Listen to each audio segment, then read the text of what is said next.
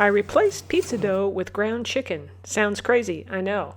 But wait until you see how it turns out. Love pizza, but you don't love all the carbs? Well, today I'm making a pizza with a crust that is made almost entirely out of chicken.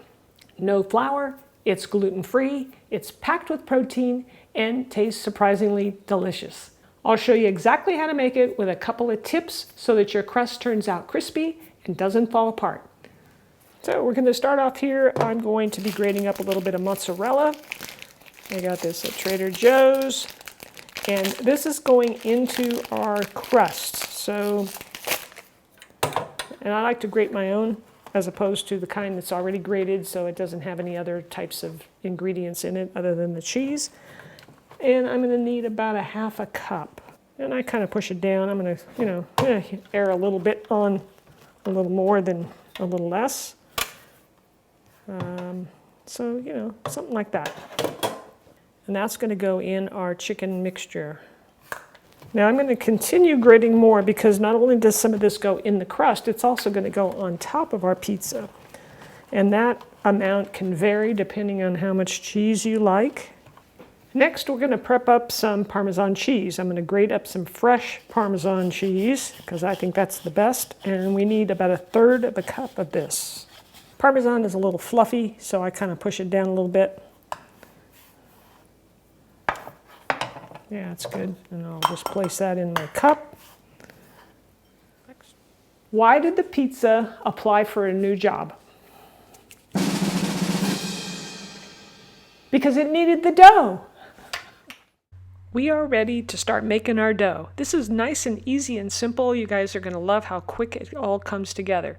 All right, I've got some chicken here, and let me show you a little close-up of what I'm talking about. It's 93% lean and 7% fat, and I think this works out really well. Moisture is our biggest enemy here, so I'm going to pat the ground chicken with paper towels just to get some of that extra water out of it. Now I'm going to add 1 egg, the cheese that we grated up earlier, which is the mozzarella and the Parmesan, and this is going to help bind the chicken together so that it stays like a nice dough. Now to give our dough, our chicken crust, some nice flavor, I'm going to be adding some Italian seasoning, which is really going to, spruce it up. And this is my own blend, and I'll leave a link for you in the description so you can make this if you like. And of course we have to add some garlic powder, onion powder, and some salt. And don't forget, you can get the written recipe below the video in the description area. Now we're going to mix this up so everything gets incorporated evenly.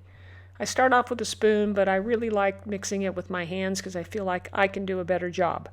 My first hack for this recipe is to use both mozzarella and Parmesan cheese. Now the reason for the Parmesan cheese is that it really helps the crust brown up, and it just helps hold everything together better than just mozzarella alone.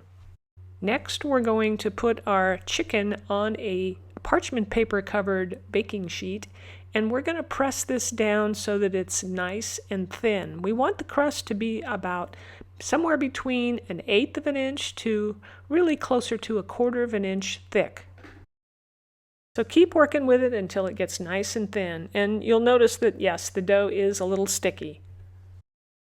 This is going into a 400-degree Fahrenheit oven for somewhere between 20 and 25 minutes. You don't want to overcook it. Now here's sort of a hack. I want you to be aware of this so you don't freak out. After about 9 minutes of cooking, or 10 minutes, look at your dough. It's going to look like this. You see all that moisture and water around the edges? That's just the chicken releasing its moisture or water as it cooks, and it will evaporate.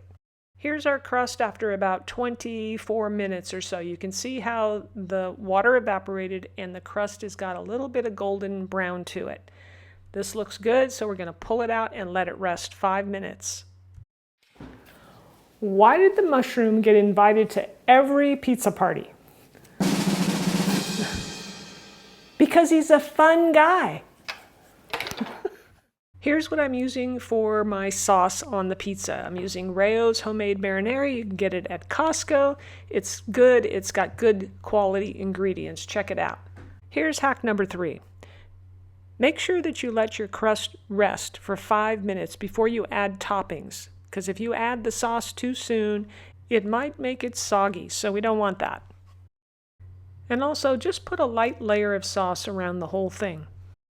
Mozzarella is next, so go ahead and put as much as you like on this. I like just sort of a medium amount.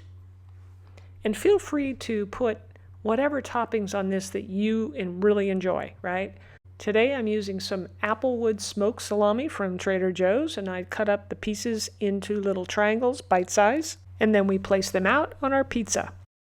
I like salami and red onion, and it's really quick and easy to do, so that's what I did. I sliced up that onion nice and thin and placed it right on top. After you get all your toppings on there, pop this back in the oven for about 10 minutes or until the cheese is all melted. Here it is, all ready to come out of the oven. Look at that nice bubbly cheese. Now let me show you how to get it out of the pan and onto the cutting board. Take a metal spatula and just push it underneath the dough and just loosen it up from the paper because it kind of sticks. Slide your spatula under the pizza and just slide it off the paper and onto the tray. I don't want to cut on my pan, so I'm now going to just slide it right onto the cutting board. Slice it up and then serve it with your favorite side dish. Check this out. Now the crust stays nice and firm. You can pick it up like any piece of pizza, and it really tastes delicious. You see that crispy edge there on the pizza? That's my favorite part. I love the crunch. Now I want to show you the bottom of the pizza. You see how it's nice and golden brown, and it has, it's nice and firm. Time for the taste test. This is very tasty, and it's got a good amount of protein in it, low carb. You're going to love it. If you're into cheesy recipes, I've got another one you definitely have to try. This is my ultimate grilled cheese sandwich. It's got some special touches to it. Check it out. If you enjoyed today's video, let me know by smashing the like button, all right? And subscribe. That way you can keep up to date with all my latest videos. All right, thanks again for watching. We'll see you next time.